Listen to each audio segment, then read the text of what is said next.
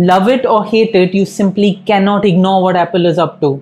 Launching jaw-dropping products at eye-watering prices, Apple's latest launch is the AirPods Max, priced at 60,000 rupees.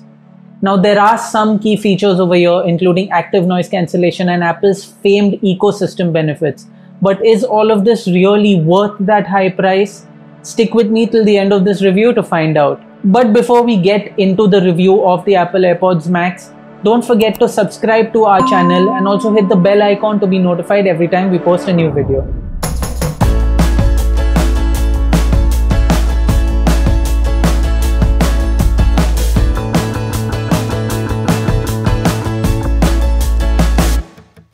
Most Apple products give you a feeling of great build quality straight out of the box, but the company has gone further than ever before with the AirPods Max. The headphones scream premium the minute you touch them, but I've already spoken about that at length in our unboxing video of the AirPods Max, so be sure to check that out. The size and choice of materials on the AirPods Max means that the headphones weigh considerably more than other premium options at around 385 grams.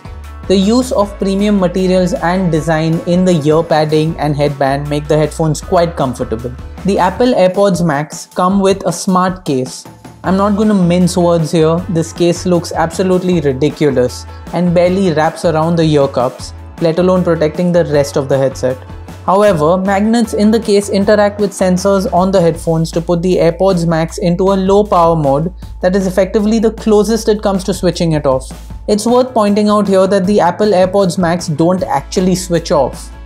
The H1 chip enables the finest connectivity I've seen on any pair of headphones. I think that the H1 chip is a major factor that offers at least some justification for paying more, as long as you are already invested in the Apple ecosystem. Of course, you can use the AirPods Max with other Bluetooth-enabled devices such as Android smartphones as well.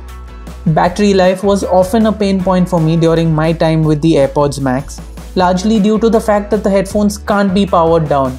If you keep it in the smart case overnight, you can expect a 5% battery drain, but the real problem is that with normal use, the battery would often fall rapidly. Now this constant state of battery drain meant that I was only able to get around 9 to 10 hours of listening on the AirPods Max per charge. And that's because the battery is draining in the background constantly. So I wasn't really able to get that 13 or 14 hours that I might have ordinarily got if I was just listening straight up and even able to turn the headphones off. Now this also meant that I had to charge the headphones every 2 to 3 days, sometimes even every day. Like every morning I'd wake up and I'd have to plug the headphones into the charger. Speaking of charging, it takes around 2 hours provided you're using the right charger. Now I use the charger that I typically use with my iPhone 12 mini. This is a 20-watt charger and it's the same cable as well. And all of this ensured that I was able to get the battery up in just about 2 hours. So it wasn't so bad while I'm sitting at my desk, of course.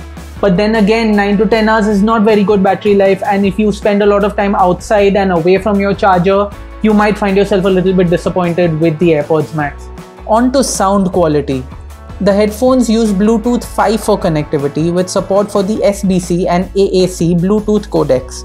Now for most listening, this isn't really a problem at all and won't really matter to a typical Apple user anyway. However, on an objective comparison with the competition when listening to high-resolution audio using an advanced codec, the Apple AirPods Max don't quite match up to options from Sony and Shure. The large size of the ear cups and 40mm drivers made for what has to be the most impressive soundstage I've heard on any pair of wireless headphones. The AirPods Max are incredibly detailed across volumes. The bass was tight, the highs sparkled, and the mid-range shone through all together beautifully, making for a capable level of coherence. The transparency mode is easily the best I've heard on a pair of headphones or earphones, sounding nearly as natural as simply not having the headphones on at all. Active noise cancellation on the Apple AirPods Max is among the best I've heard on any headphones, offering a level of silence that matches what top competing options offer. However, where Apple's ANC falls short is in its lack of customizability. It's either on in its full intensity or off with no middle ground. The AirPods Max were excellent as a hands-free headset for calls, with clear sound on both ends of the call and the ability to hear your own voice clearly even as you speak. If you aren't rooted to the Apple ecosystem, The AirPods Max would be a pretty but very expensive indulgence that would barely justify its own price tag. So if you have an Android smartphone or simply cannot fathom paying 60,000 rupees for headphones, look elsewhere. On the other hand, if you use an iPhone and maybe even have a MacBook or iPad, the AirPods Max have some real benefits that justify the higher price. Apart from spatial audio, the real clincher here is the seamlessness of the H1 chip. It's incredible how easy and comfortable it is to use these headphones. This is, in my opinion, definitely worth paying a bit more. Now, whether all of this is really worth 60,000 rupees or not is an entirely subjective matter, and this is up to you and whether you're going to be able to stomach that price tag. I would go as far as to suggest that the AirPods Max may not be quite as overpriced as a lot of people might suggest. Sure, it's a little overpriced, but it's not 30,000 rupees overpriced, if you know what I mean. Now, this is a very good pair of headphones that gets a lot of things right, from sound quality, active noise cancellation, and pretty much everything. But particularly, I would say the connectivity that the H1 chip offers, this is the real selling factor here. And this alone is worth the premium that you're paying. The AirPods Max is a very good pair of headphones, providing you're matching it to the right equipment, and that is to say you have an iPhone, an iPad, a MacBook, or maybe even all three of them. If you just indulged yourself and picked up the iPhone 12 Pro Max 512GB edition, then the AirPods Max will be a pretty good addition to that as well and will complement your new smartphone pretty well.